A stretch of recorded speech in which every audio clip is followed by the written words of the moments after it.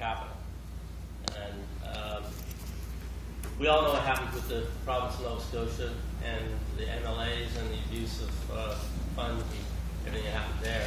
I guess what I'd like to know from the candidates from each, and I think I'll ask Russell is first. He's probably one that's the most... It is going in order, but Russell is first. There you go. Okay. We're good. I must have known that somehow. Just that I'd like to know, are they in favor of councillors having these discretionary funds? And secondly, how do we know that the funds are being, we've all heard stories of what happens with the province. How do we know that the same thing's not happening with the city? Thank you, Dan, for the question. In HRM, we have discretionary funds for small things and capital projects. There are strict guidelines that must be followed. You can't go to a third party, you can't go to an individual, it must be to an organization. For example, a student going on a trip can't be made to that student, it can be made to the school, but it can't be made to that student. And all of our funds require to go through a process, and we follow the process, and that process has been vetted through the Auditor General, and he's approved our policy, and we strictly follow that policy. So there are strict guidelines on where the money cannot be spent, and I'm in favor of that because most capital projects are usually playground equipment and things like that. The district wouldn't get it. Thank you, Russell. Kurt. Okay. I don't know what the funds can be used for because I don't know the guidelines in detail, but I kind of look at it as a slush fund for councillors to go around and vote by through the district sort of the years and things like that. I want to ask one more question, if I may, back to Russell, and then I'll just leave it. Is there a freeze on using discretionary funds leading up to an election? That's a policy question? It's a policy question, yes. Yes, all funds are frozen until the 1st September until the 6th of November when the new council is sworn in.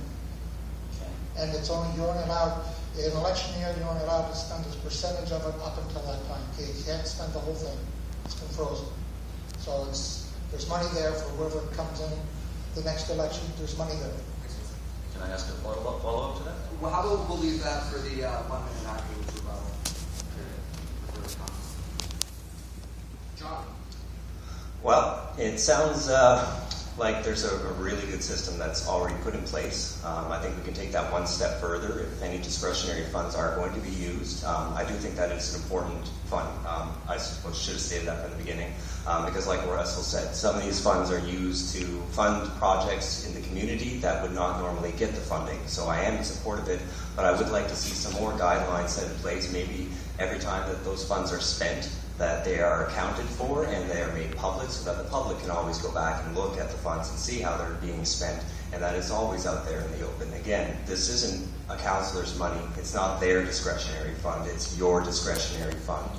The money you pay in taxes, everything, that's where it comes from. So I think it is a good idea for communities when they're in a pinch, when they need something they'd like to see revitalize or beautify their community. I like the guidelines they have in place for it, and I'd just like to see a few more added to make sure that none of that money is being funneled out anywhere else. Can I follow up? I'll open it up to just general. Just one. There is accountability to that, and then each year that's published in a report. All those funds are published, and for those that have followed council very closely, in the financial statements every quarter, those funds are published every quarter. You just have to look it up, and they're there. So. Any further comments on this issue? I'd like to ask Russell a question. Did he not last week promise discretionary funds to a group in the Willis Street Park Reserve during an election period? And if so, is this against the policy of freezing the funds? I told the Willis Street Reserve that all funding is frozen until the council is elected, and no funding would come until that time. But you did say that you would give the funds if re-elected. Pardon me? You did say that you would give them funds for the part that are re-elected. They would be part of the new council, yes, in the funds. Sure. Okay, we'll move on to the next question here. Sir. My name is Chris Poole, and I have a question about supplementary education funding that's given to the school board by HRM. I'm just curious what your thoughts are on it. If you agree with it. Right now, it's locked into a 4-year agreement with a steady decline. Just curious on your thoughts on supplementary education funding, and are you foreseeing it going back up, or freezing, or continuing to go down? Okay, we'll start with Kurt on that. I am for supplementary funding. Going through the school system myself, the supplementary funds did fund arts education and extracurricular activities at the schools that I attended.